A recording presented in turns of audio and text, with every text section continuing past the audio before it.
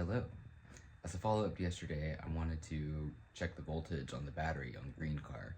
And I did, and suspiciously it was at 8 volts, which means that the battery is charged. So I went to crank the key and I will show you what happened.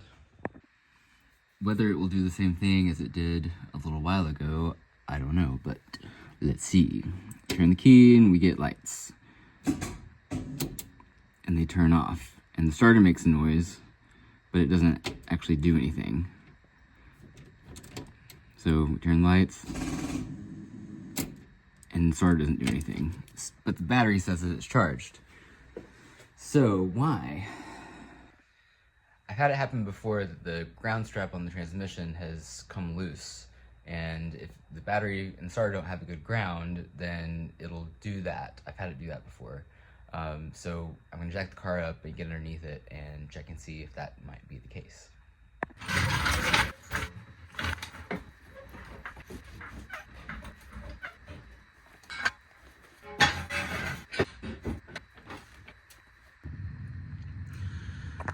That's the ground strap from the transmission, and it's still tight.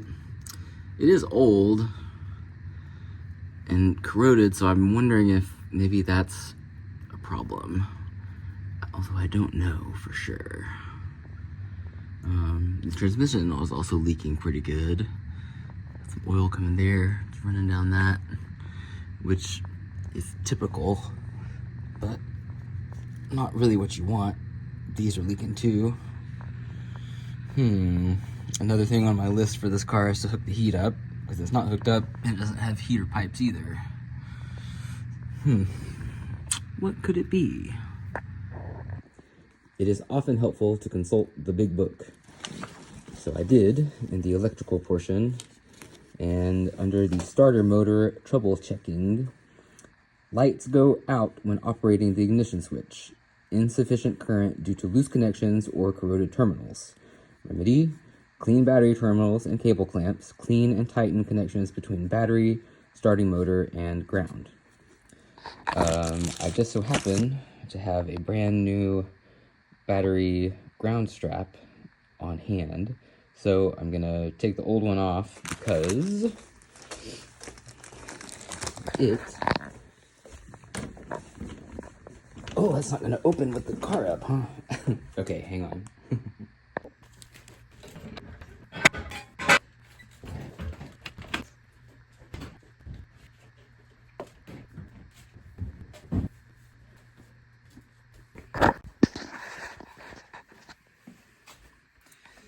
This strap is not new, and it's got some corrosion on it, so let's replace it.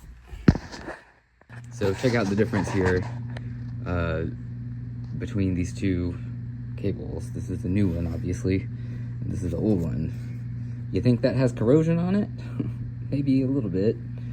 I'm also going to use this little spade connector here to wire the wire that I have on the positive cable a little bit nicer. So I'll take that off and clean it up. And then I will also, the other thing that I found in here, this is the place where the ground strap bolts to, and it's got some shiny metal behind it, but I'm gonna clean that up a little bit better. The other thing is the positive battery cable is less than ideally shiny too. So I'll clean that up and I'll be back shortly.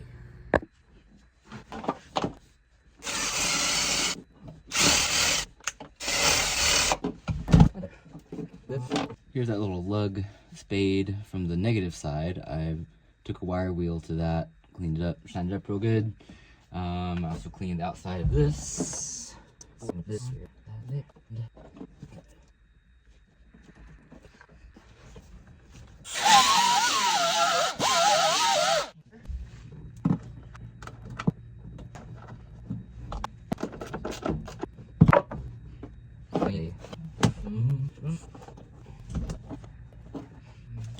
See if this will do this one here. Yeah. Okay.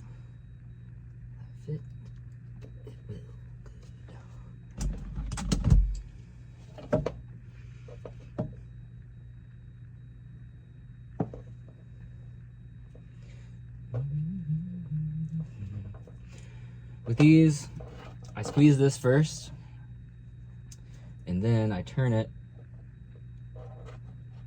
and squeeze it again. And it crushes it real good. It's not coming off.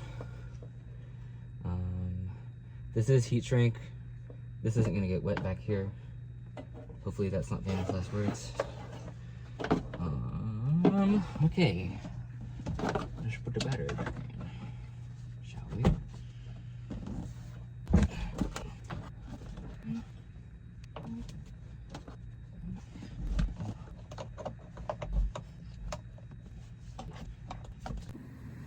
Okay, let's see if we get any different results.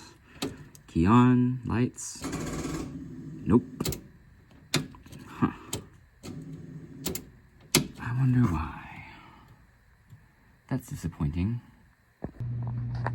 I took the ground strap for the transmission off and shined up the ends of it real good. It's not like shiny, the rest of it, for the woven part, but I don't have another one on hand, so we're gonna try it. I also shined up the nut and the washer that it goes to as well. So I'll put that back on and we'll try again. The transmission strap is back on. Let's see if we get any difference. Nope. I wonder why. So I figured out that my voltage meter was lying to me because its battery was low.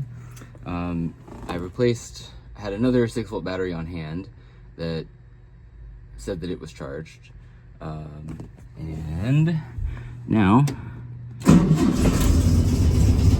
she starts. A wild Frank Sinatra has appeared. Frank.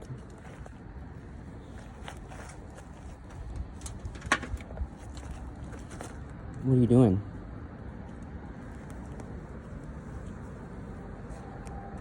What are you doing? You liking this cold weather? Hmm? Oh my goodness. Yes. Best cat ever. Frank.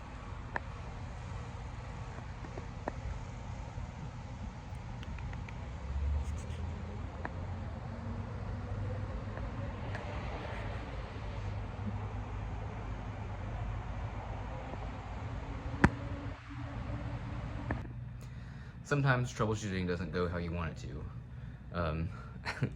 Frank, be decent. But the plus is that we've got a new ground strap on that car now, and I know that all of the battery connections are nice and shiny and new, except for that ground strap. But the transmission ground strap, I might order a new one of those just for the sake of thoroughness, Frank. But hey, it starts, and I also found out that my voltmeter was also at fault. So, a learning experience every time. Now that I've spent an unplanned amount of time working on the green car, we'll get back to the Ghia. I'll sand this down with 80. You want to help? I'll sand that down with 80 and clean up the rest of this panel, and probably do another, like a whole coat over this whole panel.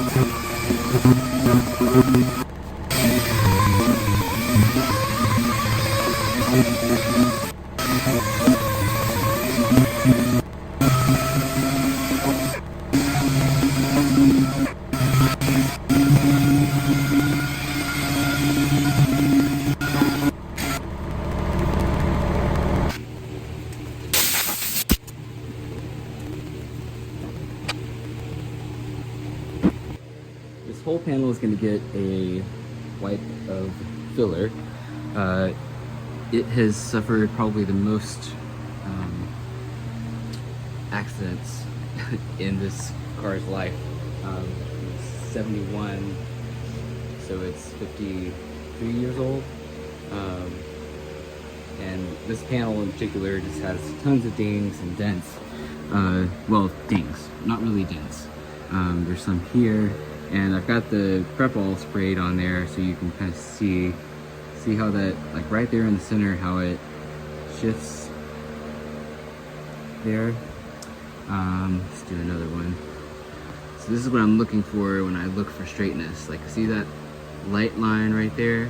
Watch how it dips in like that. So that's a little ding right there. And then there was some bigger stuff on this side. Watch that right one. See how it ripples like that? That was previously filled with Bondo and had holes in it. I welded the holes shut, and you know, this is what I can do, so that's what I'm gonna do. There's a dent right there. There's a ripple going across that line. So, you know, I think the best way to get it straight is to put some plastic on it. So I'm gonna spray it. I sprayed it down to clean it. Then I sanded it down with 80 grit to give it a nice key. I'm gonna clean it again and then put some tape on, and then I'll wipe the filler on it. A word of advice: don't be like me. Clean these off when it's still gooey.